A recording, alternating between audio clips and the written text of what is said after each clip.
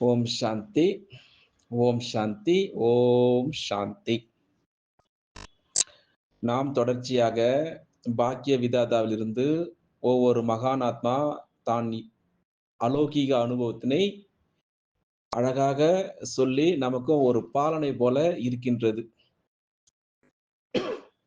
எப்படி பிரம்ம பாபா மம்மாவுடன் சிவபாபாவுடன் தனக்கு ஏற்பட்ட அனுபவத்தினை ஒவ்வொரு நாளும் நாம் பார்த்து கொண்டு வருகின்றோம். அந்த வகையில இன்றைக்கு நாம் பார்க்கக்கூடிய மகானாத்மா சண்டிகரிலிருந்து பிரம்மா குமாரி அச்சல் சகோதரி. ஆக்சுவலி இவருடைய லௌகிக பெயர் சஞ்சல். எப்படி சஞ்சல் அந்த பெயரிலிருந்து எப்படி அச்சல் சகோதரியா மாறினார் அப்படின்று பார்க்கலாம். அதற்கு முன்னாடி இவர் சண்டிகர்ல அதாவது அக்டோபர் 8, 2014ஆம் ஆண்டு தன்னுடைய சூலமான ஆடையை விடுத்தார். அவரை பற்றி முழுமையாக நாம் தெரிந்து கொள்ளலாம். அச்சல் சகோதரி பற்றி. அச்சல் சகோதரி தன்னுடைய உடலை விடுத்தார் 2014ஆம் ஆண்டு. இவருடைய சேவை பற்றி முதலில் பார்க்கலாம். பிறகு எப்படி பிரம்மா பாபாவுடன் ஏற்பட்ட அனுபவத்தினை பார்க்கலாம். இவர் கிட்டத்தட்ட உலகளவில் 61 ஆண்டுகளுக்கு மேலாக அவர் இந்த சமர்ப்பண வாழ்க்கையை சேவையில் செய்திருக்கின்றார். பாபா அவர்கள் பெயரிட்டு அழைத்த 350 பிரம்மகுமாரிகள் இவரும் ஒருவராக இருக்கின்றார். அச்சல் அப்படின்ற பெருமையோடு. அதுபோல் அவரும் சரி அந்த மணிமலையில் வரக்கூடியவாக திகழ்ந்திருக்கின்றார். பாருங்கள், பஞ்சாபில் அதாவது சண்டிகரில் இந்த ஆன்மீக சேவை கிட்டத்தட்ட 1952ஆம் ஆண்டு தொடங்கியது. அப்பொழுது அமிர்தரசில் நடைபெற்ற அந்த வேதாந்த சம்மேளனத்திற்கு தாதி ஜானகிஜி அவர்கள் அழைக்கப்பட்டார். இது ஏற்கனவே நாம் பார்த்திருக்கின்றோம். அப்பொழுது நிரந்தர அங்க எந்த ஒரு சென்டரும் இல்லாததால் தாதி ஜானகி அவர்கள் மற்றும் மூத்த சகோதரிகள் தற்காலிகமாக ஏற்பாடு செய்து, அதாவது அமிர்தரசில் அங்கு இருக்கக்கூடிய சுற்றுப்புறங்களில் சரி ஆன்மீக உரைகளை வழங்கி வந்தார்கள். பிறகு அதனை தொடர்ந்து ஸ்ரீ ஹர் கோபிந்த்பூர் அதாவது பட்டாலா இது போல இடங்களில் சேவை விரிவடைந்தது. பிறகு அந்த வலுவான அந்த ஆன்மீக விதை பல இந்த தீதிமார்களால் உருவாக்கியது. அவர்கள் மிக முக்கியமானவர். நம்ம இன்னைக்கு நாம் பார்க்கக்கூடியவர் தான் அச்சல், அழகான பிரம்மகுமாரி அவர்கள். அவர்கள் தான் பஞ்சாப் மண்டலத்தினுடைய தலைவரா டைரக்டராக இருந்தார். இது போல அவருடைய கீழ்தான் ராஜ் சகோதரி நேபாளத்தினுடைய டைரக்டராக இருக்கின்றார். ஏற்கனவே பார்த்திருக்கின்றோம் இவரை பற்றி. பாருங்கள், இந்த அமிர்தசருக்கு பிறகு அம்பாலா, அந்த பட்டியாலா, சஹரன்பூர் ஆகிய இடங்களில் அதாவது மூத்த தாதிகள் மூலமாக கிளைகள் தொடங்கப்பட்டது. அப்பொழுது 1956இல் அதாவது கர்னால், தற்பொழுது ஹரியானா நம்ம பெயர் வைக்கப்பட்டிருக்கிறது. 1960இல் சண்டிகரில் ஆன்மீக சேவை ஆரம்பமானது. அதாவது பட்டியாலா மையத்தை சேர்ந்த அதாவது ஆத்ம பிரகாஷ், நாம் ஏற்கனவே பார்த்தோம் இவரை பற்றி. இந்த ஞான அமிர்து, அந்த பிரஸ், அதே போல ஓம் பிரகாஷ் பாய் இந்தூர் அந்த மாநிலம், பிரிஜ்மோகன் பாய் அவர் ஆனந்த் டெல்லியில் இருக்கின்றார். இது போல மூத்த சகோதரர்கள் அந்த சண்டிகரில் சேவையை ஆரம்பிக்க முக்கிய கருவிகளாக இருந்தார்கள். இன்னொரு அழகான சேவை பாருங்க. பிறகு 1965, 66இல் அதாவது இப்பொழுது உத்தரப்பிரதேசமாக இருந்த அந்த உத்தரகாண்ட் மாநிலத்தில் டேராடூன் மையம் தொடங்கப்பட்டு, பிறகு 1970இலிருந்து 71 சரி ஹரித்துவார் மையம் தொடங்கப்பட்டது. அப்போ 1962ஆம் ஆண்டு அந்த மகா கும்ப மேளாவில் கூட நிகழ்ச்சிகள் நடத்தப்பட்டது. எவ்வளவு செஞ்சிருக்கின்றார்கள் பாருங்கள்.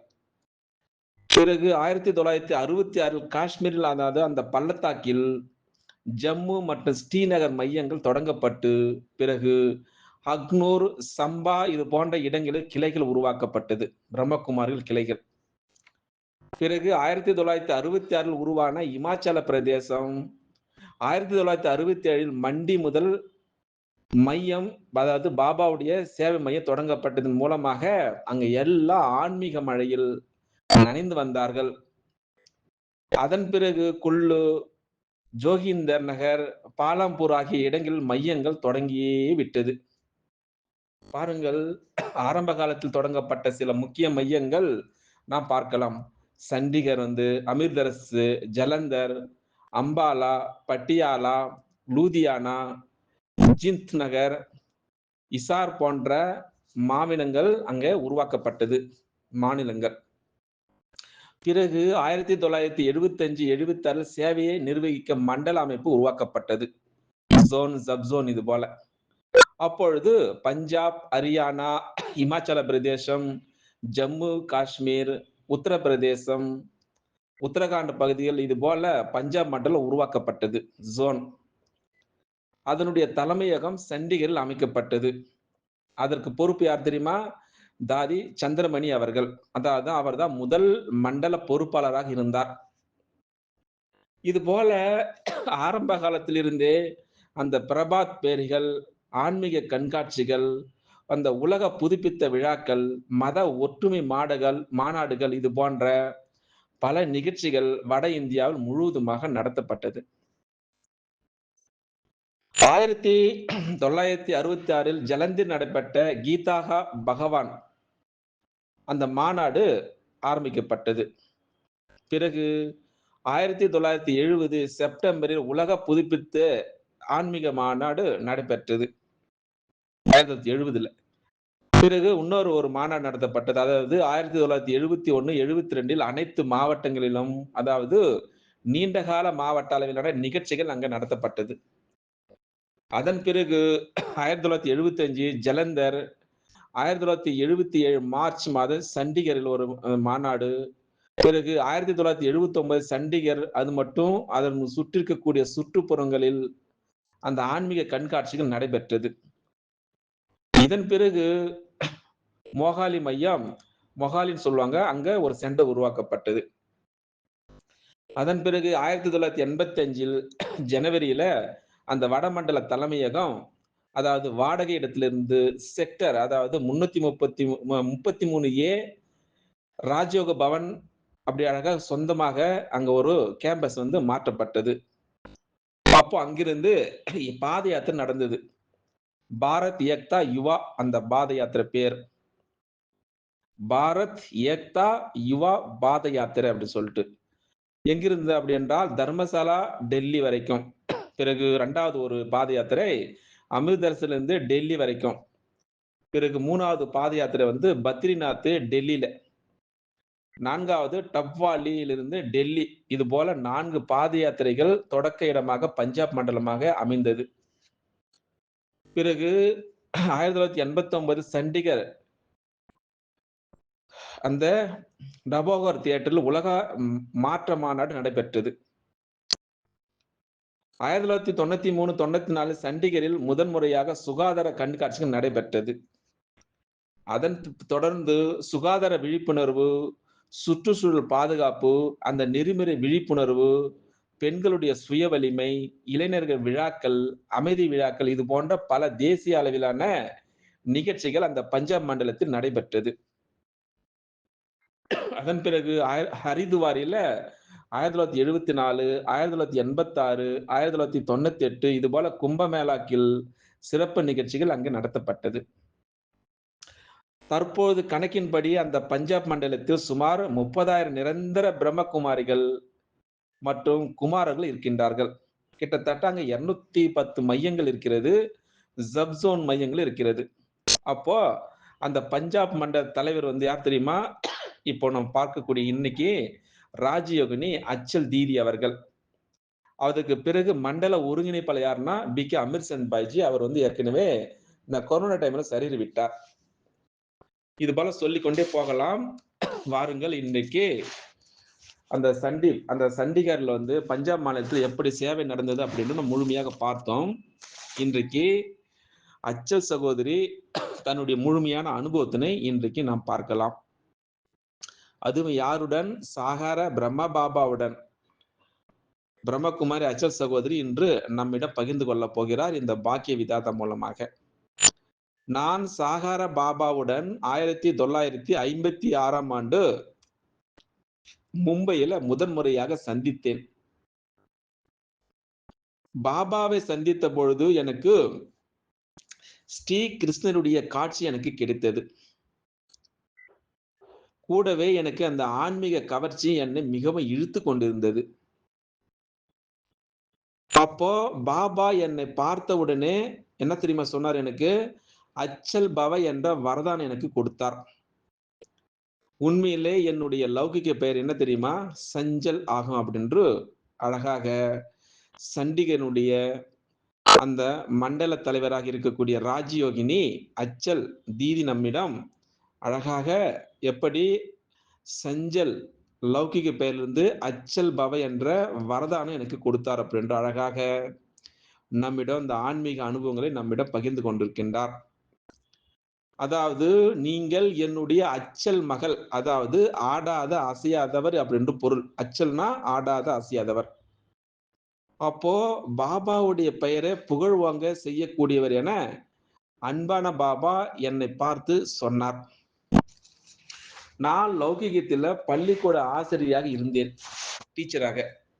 அப்போ பாபா நீங்கள் ஆன்மீக டீச்சராகி அநேகருக்கு அப்பாவுடைய அறிமுகத்தை நீங்கள் தருவீர்கள் அப்படின்னு எனக்கு வரதானம் கொடுத்தார். அதுதான் அச்சல் பவ.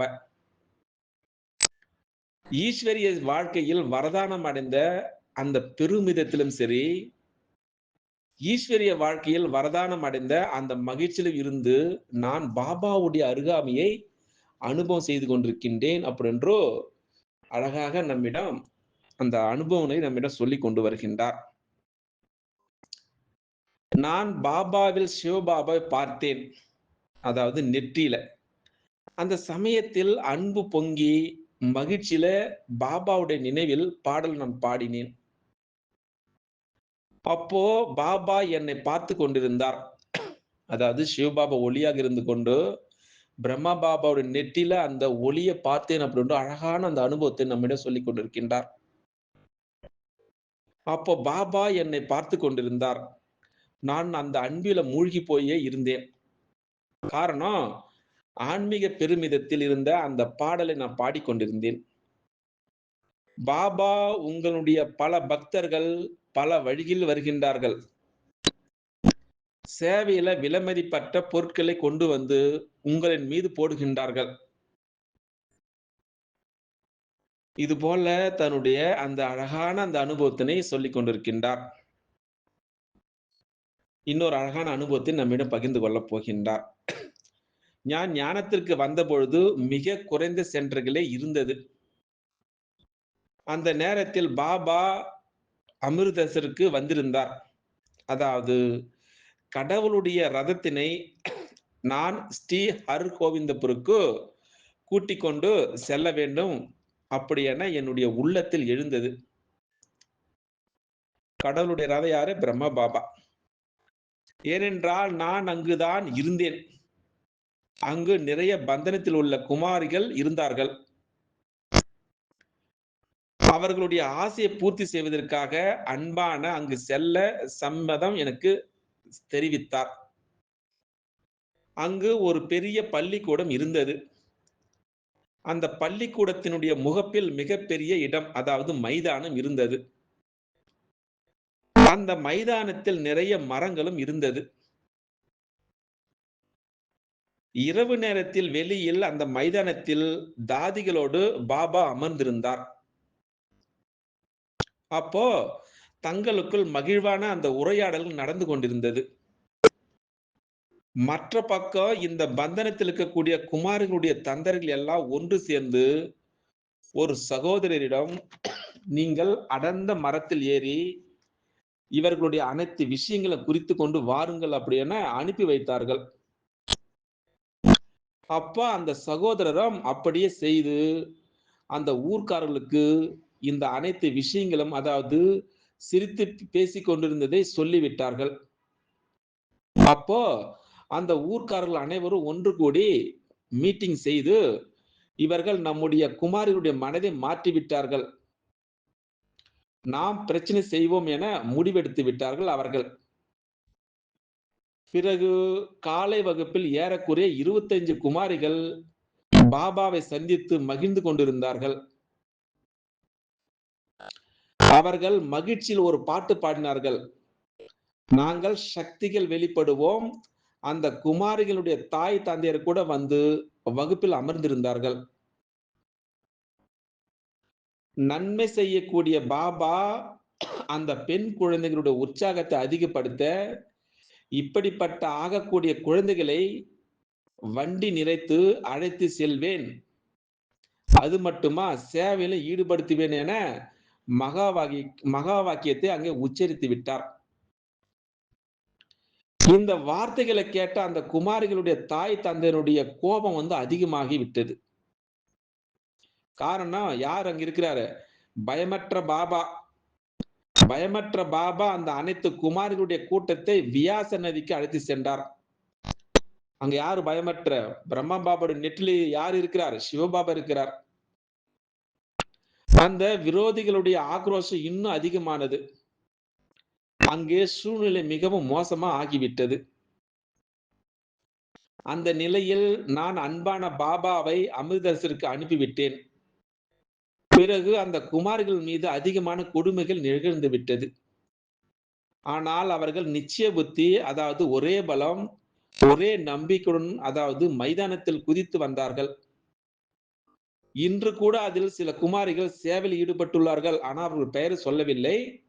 அப்படி என்று அழகாக சண்டிகனுடைய பிரம்மகுமாரி, ராஜயோகினி, அச்சல் சகோதரி தன்னுடைய அனுபவத்தினை எப்படியெல்லாம் அந்த காலத்தில் கொடுமைகள் நடந்தது அப்படின்று இந்த பாக்கிய விதாதம் மூலமாக நாம் தெளிவாக தெரிந்து கொண்டோம். அதனால்தான் இப்படி ஆகக்கூடிய மகள்களை வண்டி நிறைத்து அழைத்து போக வேண்டும் அப்படின்று சொன்னதின் காரணமாக பிரச்சனை அதிகமாகிவிட்டது. அங்கே இன்னொரு அனுபவத்தினை நம்மிடம் பகிர்ந்து கொள்ளப் போகின்றார். அன்பான பாபாவை சந்தித்த பொழுது எனக்கு அதிசயமான காட்சி கிடைத்தது.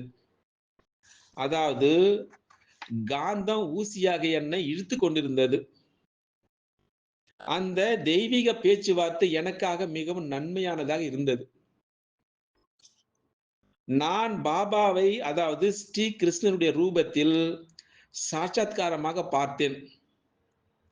அதாவது சிவபாபாவுடைய அந்த விசித்திரமான பாகத்தை சாகாரமானவர் பிரம்மா பாபா மூலமாக அனுபவம் நான் செய்தேன்.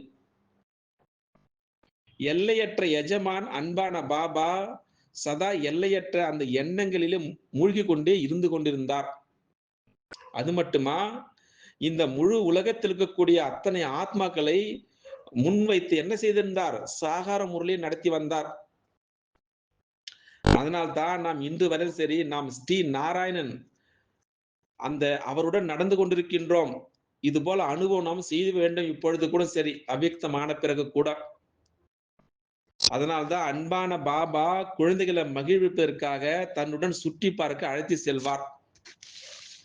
அதே போல அதனுடைய வழியில் தான் நாங்களும் சரி நடந்து கொண்டிருக்கக்கூடிய எங்களுக்கு அந்த எதிர்காலத்தினுடைய நினைவுகளை ஏற்படுத்துவார்.